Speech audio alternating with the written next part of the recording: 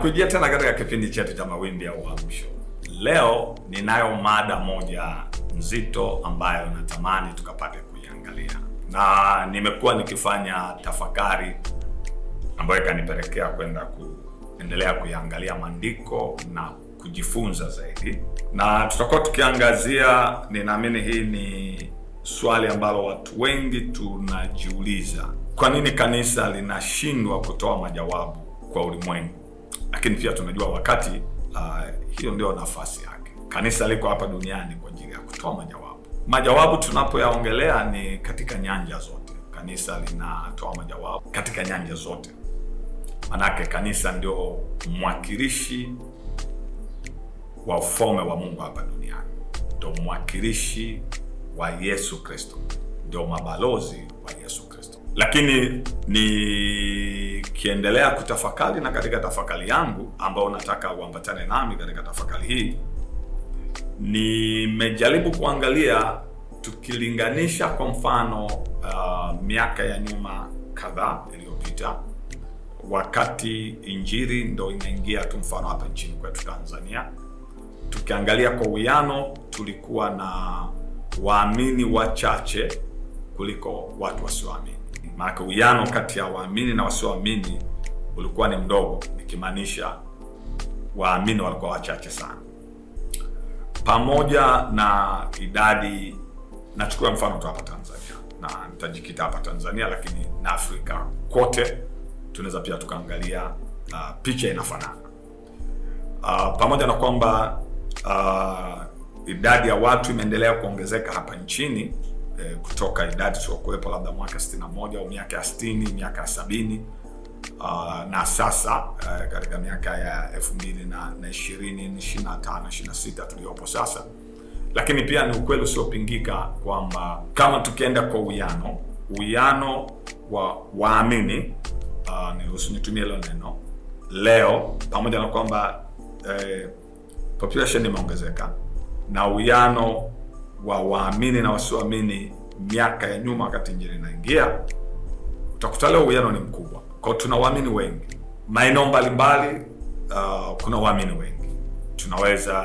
Kuna maofisini tunaweza kuwa na waamini wengi zaidi kuliko ilivyokuwa kipindi cha nyuma, mashuleni, kwenye biashara, kwenye aina zote za maisha. Waamini ni wengi. Lakini swali ambalo naamini kila mmoja amekuwa akijiuliza, impact ya kanisa inakuwa ni ndogo sana. Labda mkini kipindi kile hata kwamba watu walikuwa wachache, lakini waamini walikuwa wachache, walikuwa na impact kubwa zaidi kuliko ambao tuko nayo leo. Kwa nikukaribishe katika tafakari yangu ya muda ambayo nimekuwa nayo, ambayo imenipelekea pia kujaribu kuangalia kutoka katika maandiko, na ninaamini katika kipindi hiki utaweza kwa sehemu, kama wewe umekuwa ukijiuliza swali hili, naamini utaweza kupata moja ya sababu kubwa sana, na kama kanisa litasimama katika hiyo, itakuwa ya msaada sana. Nikukumbushe tu kwa mfano, ukilinganisha miaka ile labda na sasa, hata hapa Tanzania tunaweza tukawa na wanasiasa wengi zaidi walioamini kuliko kipindi cha nyuma. Wanaweza kuwa bungeni, wanaweza kuwa kwenye baraza la mawaziri. Kuna baadhi ya nchi za Afrika tumeshuhudia marais waamini wakishika nafasi. Wanaweza kuwa katika makampuni, katika sekta zisizo rasmi. Lakini hata tukiangalia upande wa biashara, labda tunaangalia wafanya biashara, ukiangalia kipindi cha nyuma na sasa, utakuta kuna wafanyabiashara wengi ambao ni waamini. Kwa mtazamo wa kawaida tungetarajia kwamba tungekuwa na impact zaidi na influence zaidi kama kanisa. Na ndio maana nikasema tunaangazia kwa nini kanisa linashindwa kutoa majawabu. Kwa napoongelea majawabu, najua watu wengi wanaangalia kitu kimoja tu, kwamba kama kuna wagonjwa waombewe wapone, kama kuna maskini wawe matajiri. Na yenyewe ni moja, kwa sababu tukiangalia hata kama tungechukulia kwa ujumla, nikikutazamisha kama tungechukua kwa ujumla, Kiingereza wanasema cumulatively, utajiri wa kanisa kwa maana ya fedha na mali ambazo ziko chini ya utawala na mikono ya waamini kwa sasa, tukalinganisha na wakati injili inaingia au miaka kadhaa mwanzo au miaka kadhaa iliyopita, miaka 20-30, ni ukweli usiopingika kwamba hata kwa maana hiyo kanisa linaweza kuwa lina fedha zaidi na mali zaidi kuliko kipindi kile. Lakini ni kwa namna gani vyote hivi vinaleta majawabu na kutatua? Tunaomba kusanyiko makubwa leo. Unaweza ukaenda kwenye ofisi ya serikali au sio ya serikali, ya shirika, watu binafsi, ukakuta waamini 5, waamini 6, wana uwiano mkubwa kabisa. Yani idadi ya waamini mahala pala ukichukua kama ofisi unaweza kukuta ni wengi, lakini hakuna majawabu ya kilio cha watu. Utakuta hata maeneo kama pale haki hakuna, rushwa iko juu, wizi unaendelea, pamoja na mambo yote hayo. Kama ninakukaribisha tunapoendelea kutafakari. Sasa kama nilivyowahi kusema katika kipindi changu kilichopita, nikiwa naongea kwa habari ya thamani ya wokovu, ninataka tu nifanye mrejeo kidogo. Mtume Paulo anasema, anafundisha katika Waefeso sura ile ya 2 mstari wa 1 kwamba waamini kabla ya kuokoka walikuwa ni wafu kwa makosa na dhambi zao. Sasa tukichukulia hii, kwa sababu Mtume Paulo anaongea na watu wanaoamini, tukichukulia hii tunaweza tukafikia hitimisho lifuatalo kwamba mtu yoyote ambaye bado hajamwamini Yesu ni mfu kiroho, ni mfu kiroho. Kwa hiyo dunia inakuwa imegawanyika katika makundi makuu mawili.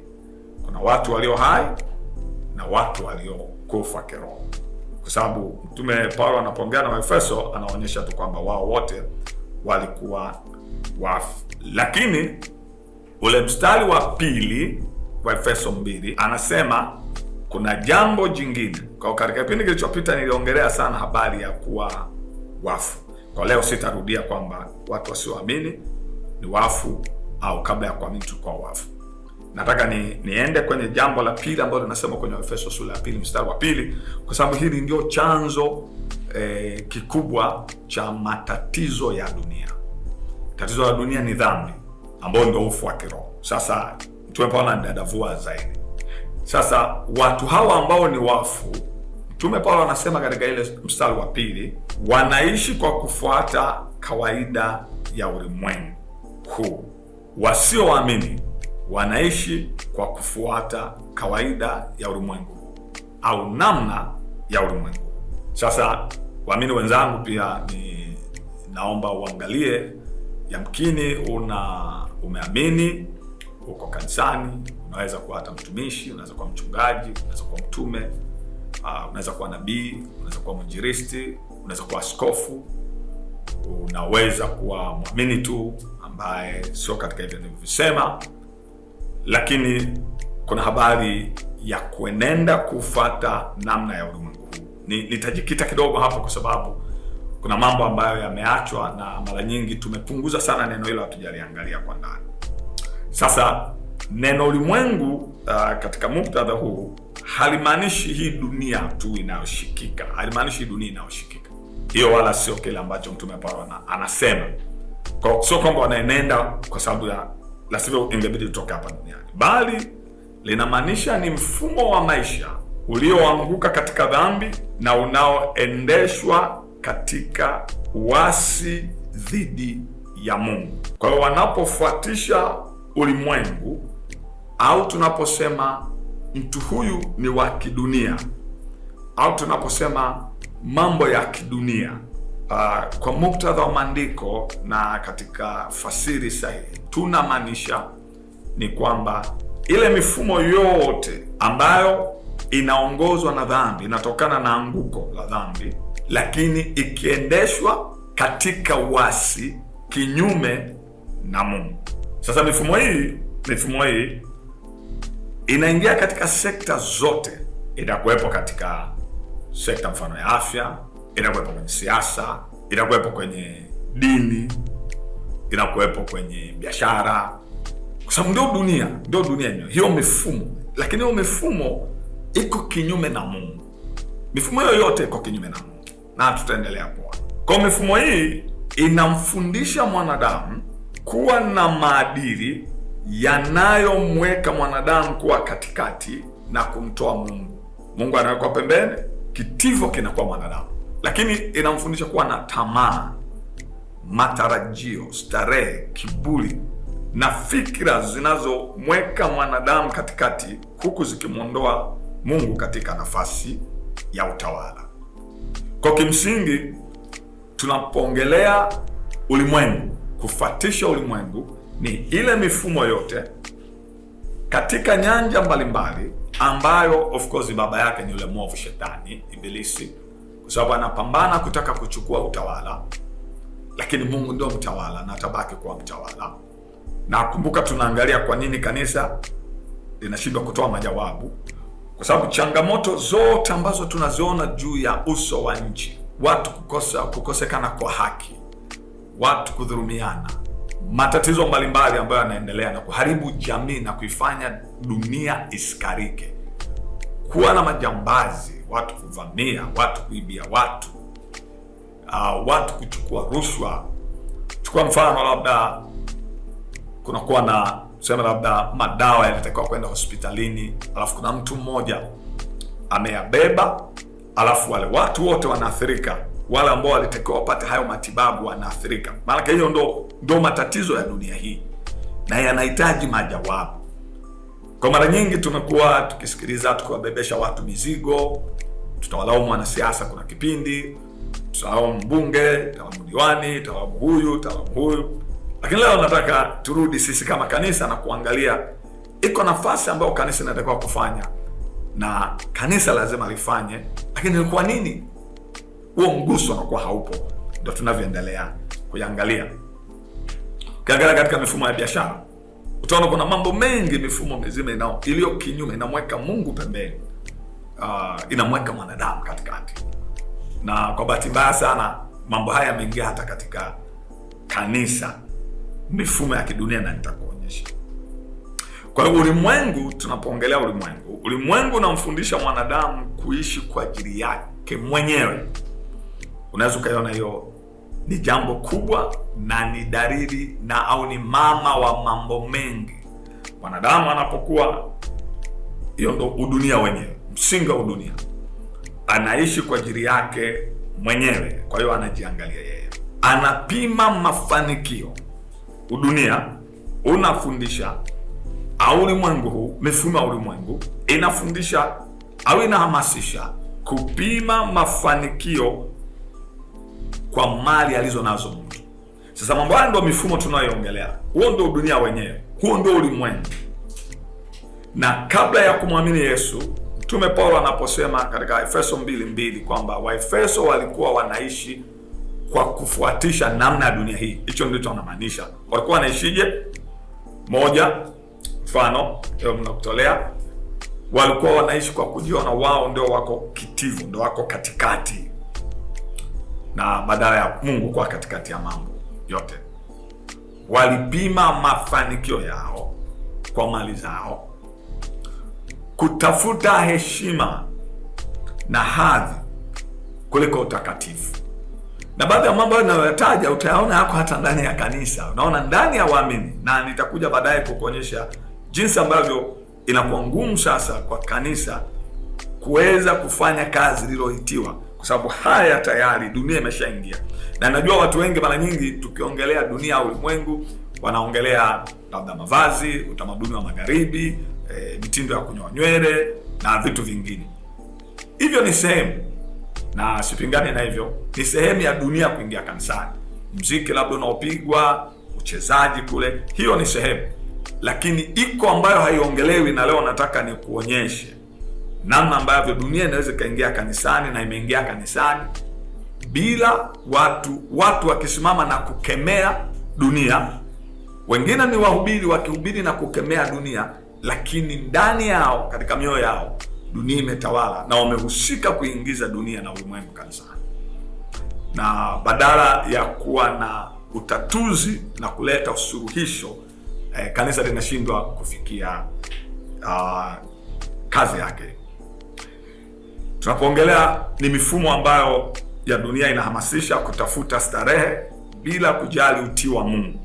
Ndio dunia yenyewe, ndio ulimwengu ambao kufuatisha. Kwa mtu anaangalia tu nini ambacho starehe kitampa raha mwenyewe, kitamfurahisha bila kujali utii wa Mungu. Lakini pia mifumo ya dunia inafanya watu kuona dhambi kuwa ni jambo la kawaida na kuchukulia haki kama jambo la aibu au hata kubezwa.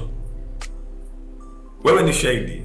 Leo hii tunaishi kwenye nyakati ambapo mtu akiishi maisha haki, akichagua haki, anaonekana mshamba, anaonekana hafai, anaonekana mbumbumu, na dhambi inachukuliwa kawaida tu. Hiyo ndio mifumo ya dunia, hiyo ndio kuenenda kufuatisha namna ya dunia hii, ambako ndio Mtume Paulo anasema Waefeso walikuwa hivyo kabla ya kumwamini Yesu. Kwa wanapomwamini Yesu wanahamishwa kutoka kwenye hiyo hali, wanahuishwa na kufanyika kwa wana.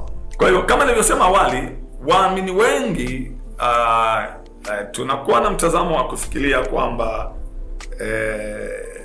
kufuatisha dunia au ulimwengu kuna maanisha tu labda kuingia kwa utamaduni kama wa magharibi, kwenye mavazi, namna ya kucheza, namna mbalimbali. Dhambi mfano zingine unazojua, ulevi, uasherati, kushiriki burudani zisizompendeza Mungu. Haya mambo yote ni dunia kwa maana halisi ya ulimwengu tulioiona kama kwenye maandiko yalivyo, kwa sababu ni kufuata mfumo ulio kinyume, ni uasi unaotokana na dhambi. Kwa sababu tatizo hapa, mtazamaji wangu, ni dhambi ndio iko chini ya haya yote. Dhambi, uasi ndio unasababisha mambo haya yote yanaendelea. Kwa hiyo ile mifumo ambayo imetokana na anguko la mwanadamu ameitengeneza, inaotaka kumuinua yeye zaidi na kumtoa Mungu na kutotaka kumtii Mungu, haya yote haya kama ambavyo nimeelezea, ndio unaona kwamba ni sehemu. Lakini yako mambo ambayo nataka nikutazamishe, mtazamaji wangu, ya msingi sana, ya namna ambavyo dunia na ulimwengu unaingia kanisa. Sasa kwa nini nasisitiza sana hii? Kwa sababu nimesema kanisa lina nafasi ya kutoa masuluhisho katika ulimwengu huu, lakini ili liweze kutoa suluhisho lazima lenyewe lisiishi kama sehemu ya dunia na ulimwengu. Na nimekuonyesha takwimu hapo mwanzo kwamba tukiangalia leo na tukiwa wa kweli, kanisa limekuwa kwa maana ya kiidadi, tumeongezeka kwa maana ya kiidadi, tumeongezeka kwa maana ya rasilimali, tumeongezeka kwa maana ya viwango vya elimu, ziwe elimu za kitheolojia au elimu za kawaida, ambazo tuna watu wengi zaidi leo wasomi ambao ni waamini kuliko miaka kadhaa iliyopita. Kwa tulitarajia na kila mmoja angetarajia kanisa liwe na impact zaidi na litoe suluhisho la changamoto ambazo zinakabili mfano taifa letu la Tanzania na mataifa mengine barani Afrika. Maanake napoongelea hapa, hii ni picha kwa kanisa linaendelea kukua katika bara la Afrika kwa kasi kubwa, lakini kwa maana ya kiidadi. Lakini tunaona impact inashuka, tuna rushwa inaongezeka, tunaona mambo ya ajabu yanaongezeka, tunaona vitu vya ovyo ovyo vikiendelea katika jamii, tunaona haki inazidi kukanyagwa, na kuna kipindi kingine ikikanyagwa chini ya usimamizi wa watu ambao ni waamini. Kwa unaweza ukaona badala ya kuwa na suluhisho kunakuwa na changamoto.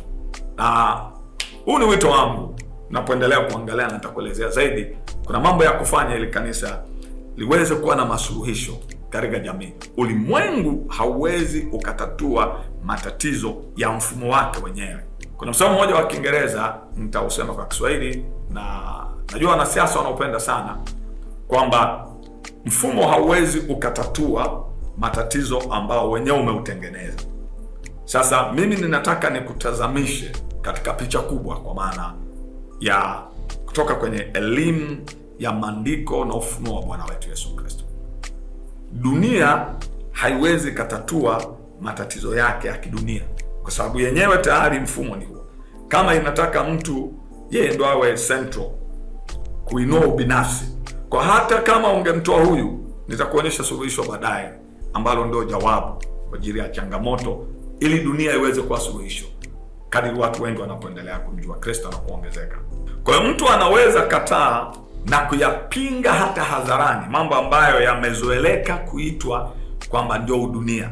Mtu anaweza akasema, bwana, unajua kuna kiduku, kuna vaaji wa nini mnaita vijana, visuruali vimebana au nini, vyote hivyo dunia wote. Mtu anaweza akasema minyoo, aina ya kunyoa, aina ya mziki, namna ya kucheza tukiwa ibadani na mambo mengine kama hayo. Yote hayo yanaonekana ni ya nje, ni mepesi, lakini nataka nionyeshe jambo moja zito, yamkini hujawahi kulifikiria namna hii. Kwa mtu anaweza akayapinga yote haya, lakini bado akawa anaongozwa na mifumo ya dunia hii. Nipe dakika moja nikuonyeshe. Kwa mfano, mtu anaongozwa na kiburi, mtu anaongozwa na tamaa, anaongozwa na hofu ya wanadamu, wivu, chuki, ukabila au kiu ya madaraka. Mtazamaji wangu, utakuwa ni shahidi kwamba vitu hivi mfano nilivyovitaja ni moja ya magonjwa na madonda makubwa yaliyokamata mioyo ndani ya watu walio katika kanisa. Watu wakipigania madaraka, watu wakifurumushana huku na huku, watu wakioneana wivu, ukabila ukiendelea, kiburi, majivuno na vitu vya namna hii. Kwa hiyo tunapoongelea kufuatisha ulimwengu, si swala la mwonekano wa nje tu, bali ni swala la moyo. Ulimwengu unaweza ingia kanisani kupitia tamaa zilizojificha, na ukishaingia, sisi kama kanisa hatuwezi kuwa na suluhisho kwa ulimwengu, kwa sababu tutakuwa tumefanana. Na ukiacha yale ambayo yamesemwa na yanaongelewa, nataka leo nikupeleke kwenye kiwango kingine, na hiki kinaweza kikawa kinahusu viongozi zaidi kuliko hata waamini wa kawaida. Kwa hiyo nasema ulimwengu unaweza ukaingia kanisani kupitia tamaa zilizojificha. Unaweza onekana katika viongozi kushinda kutafuta, wakishindana kutafuta sifa za wanadamu. Mfano, kuna migogoro inatokea, kuna watu viongozi, kila mmoja anataka aonekane ndo yeye ndo mkubwa, labda hapa Tanzania au nje ya Tanzania au kwenye kanisa la mahali pamoja, ndani kwa ndani. Lakini kinachotafutwa sio kwamba waonekane waaminifu mbele za Mungu. Wanatafuta watu waone kwamba wao ndio wakubwa. Ninapofuata mfumo wa namna hiyo, manake ninaenenda kwa mfumo wa kidunia, kwa sababu huo ndio dunia wenyewe. Hapo ndio ulimwengu unakuwa umeingia. Kwa jambo hili liko ndani ya moyo wa mtu ambalo hatulioni.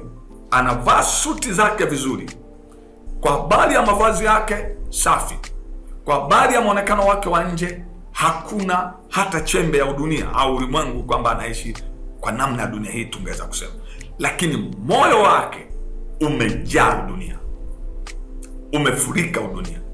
Kwa nini? Unaongozwa, unasukumwa na mifumo ya dunia hii.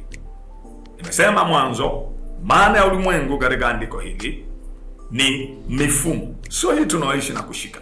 Ni mifumo iliyo kinyume na Mungu, inayotaka kumtoa Mungu katikati na kumweka mwanadamu, inayotaka vyote hivyo wote adnan.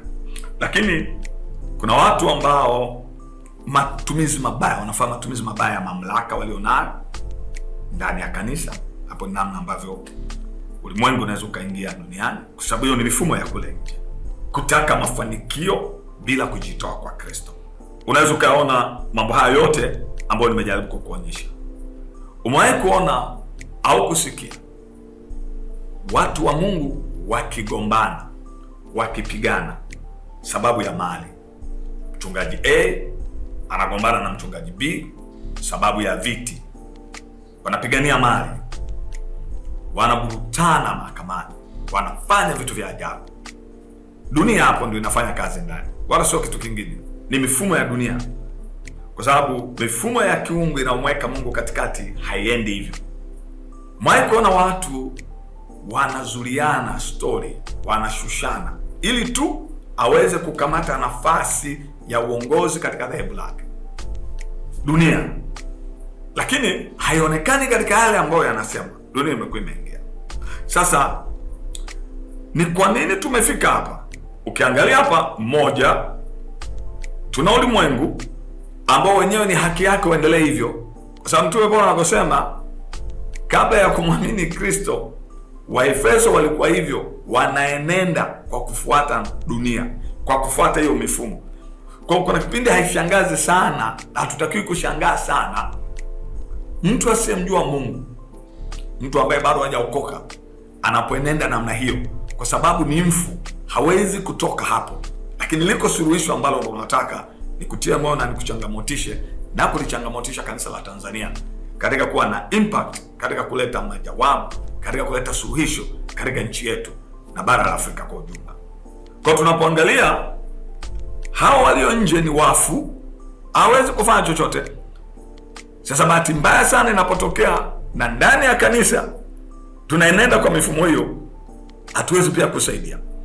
Lakini sisi kama waamini, Kristo ametufanya kuwa hai, na kwa sababu ametufanya kuwa hai, moja ya jambo linaloendelea ni kuhamishwa kutoka kwenye kuishi kufuatisha namna ya ulimwengu.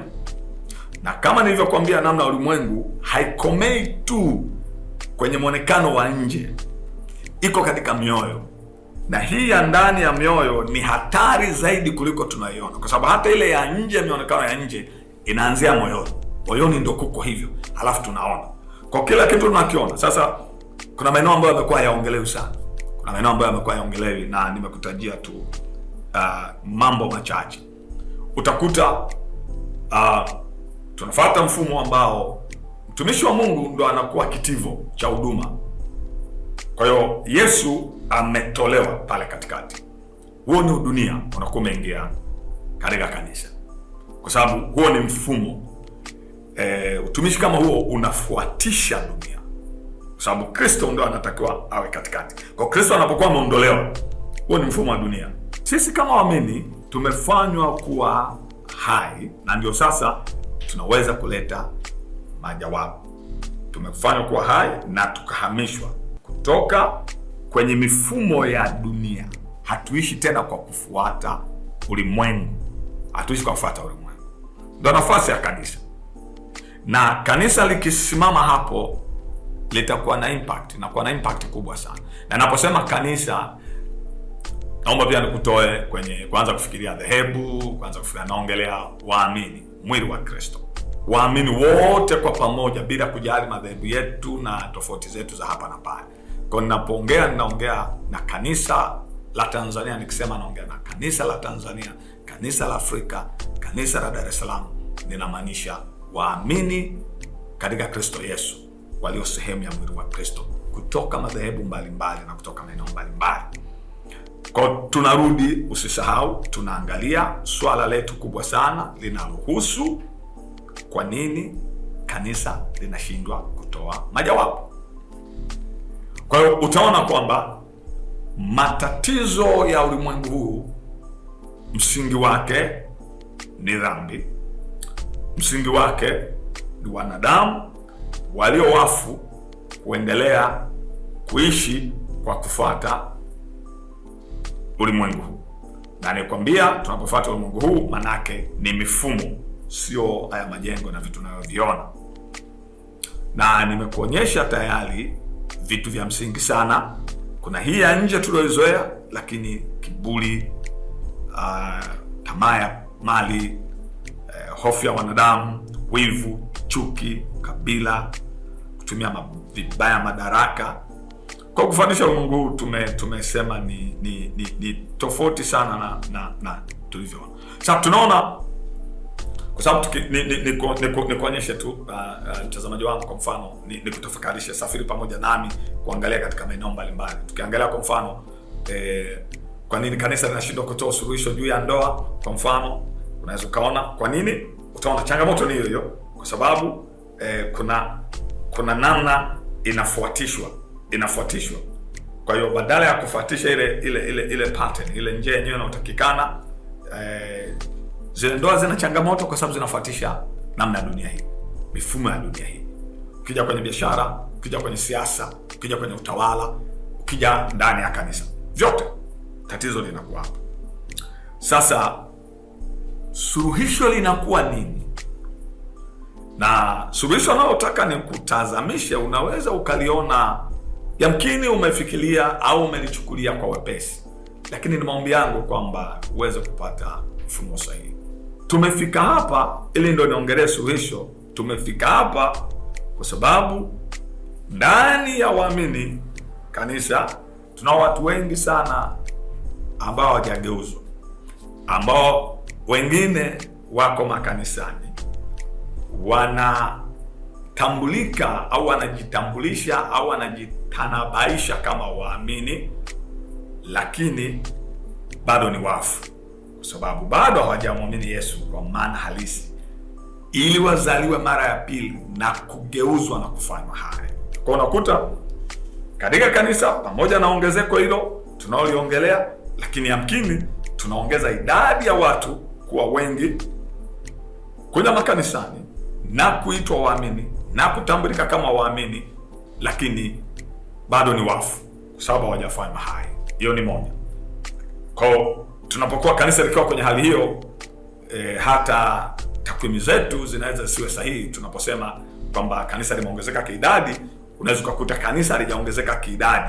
Kanisa linaweza kuwa bado ni dogo sana, alafu ila watu tu wanaokiri mdomoni bila kuamini mioyoni mwao wameongezeka, au watu walioko makanisani kwa kutafuta au kufuata mikate, kwa sababu wana matatizo yao, wanazunguka kutafuta suluhisho la matatizo. Mtu anaumwa, kwa yuko kanisani, kwa sababu ni kama ambavyo ungeenda hospitali. Ukikuta hospitali na watu wengi, wale sio sehemu ya ile hospitali, wamekwenda kutembelea watibiwe, wakimaliza wanarudi, wanaendelea na maisha yao katika mifumo yao, hawako kwenye malipo ya ile hospitali, hawako kwenye mifumo ya hospitali.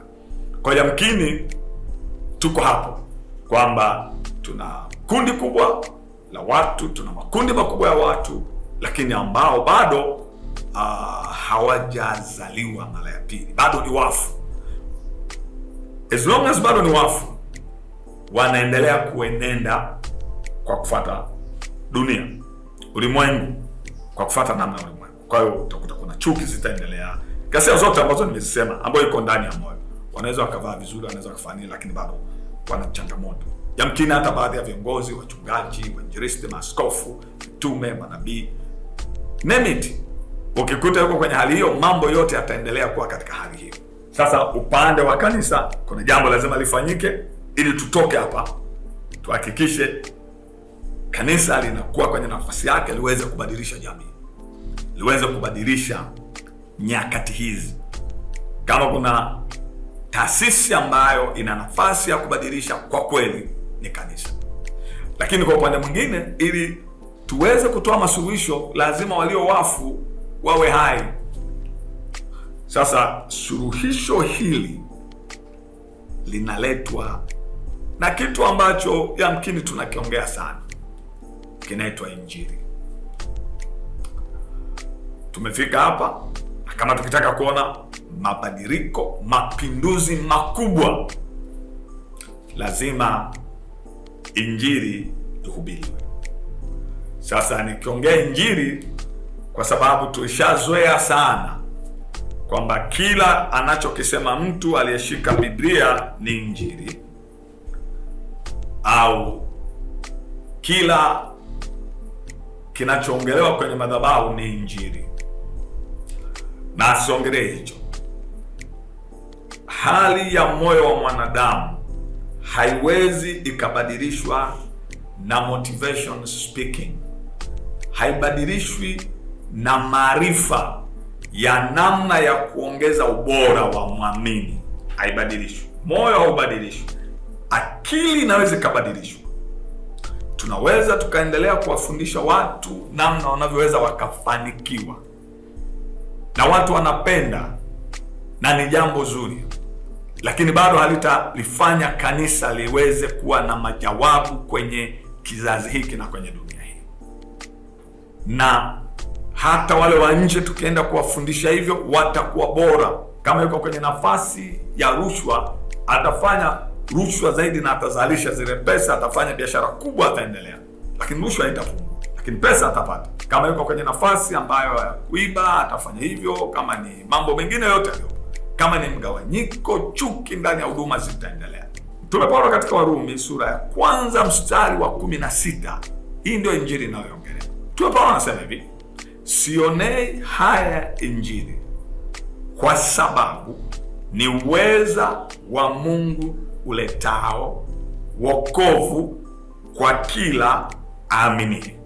Sasa inaturudisha kule tulikoanzia, kwa ile kanisa liweze kuzalisha na kuwa na watu waliohamishwa, moja, kutoka kwenye mauti wakawa hai; pili, kwa sababu ikishatokea hivyo hawaenendi tena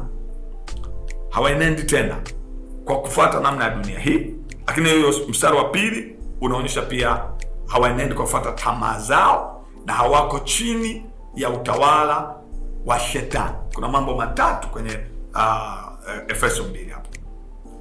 Mtume Paulo anasema sifa za watu wa Efeso kabla hawajaokoka: moja, walikuwa wafu; pili, walikuwa wanaenenda kwa kufuata ulimwengu; tatu, walikuwa wanaenenda kwa kufuata tamaa za mili yao; nne, walikuwa wanaenenda kwa kuwa chini ya uongozi wa shetani. Na hizi ni sifa za kila asiyemwamini Kristo. Kwa ili tuweze kuleta majawabu na mapinduzi katika jamii na kizazi chetu, hili kundi kubwa la watu ambao wanaishi chini ya namna hii, ili watoke kule, wanahitaji injili ya kweli. Hawahitaji propaganda, hawahitaji motivation, hawahitaji hatua 10 za kufanikiwa, hawahitaji mambo yatakayokufanya uwe na influence. Mambo hayo ni mazuri, lakini yafanyike kwa mtu kwanza aliyetahiriwa roho yake, aliyepinduliwa, aliyegeuzwa, aliyepewa uzima, amesikia kwanza injili. Na watu wengi tunafikiri injili inahubiriwa tu mara ya kwanza ili mtu aokoke. Hapana, injili inahubiriwa mtu aamini. Injili inamtunza mtu katika imani yake. Injili ndio backbone ya mambo mengine yote. Mtu ambaye hajageuzwa akifundishwa kitu kingine chochote ni hatari. Nikupe mfano. Uko kanisani, kuna mtu ambaye ubinafsi hajasulubiwa. Kwa sababu tunapoongea habari ya injili, tunaongelea habari ya mateso ya Kristo, lakini tu sio mateso kwa maana ya kama historia kwamba kulikuwa na mateso yalitokea. Ni nini mateso yanafanya au kwa mwamini, na nafasi yake ni nini? Tunapoongelea kufa, tunaongelea habari ya kufa kwa utu wa kale, kwamba huyu mwamini utu wake wa kale umesulubiwa na utu wake wa kale umekufa.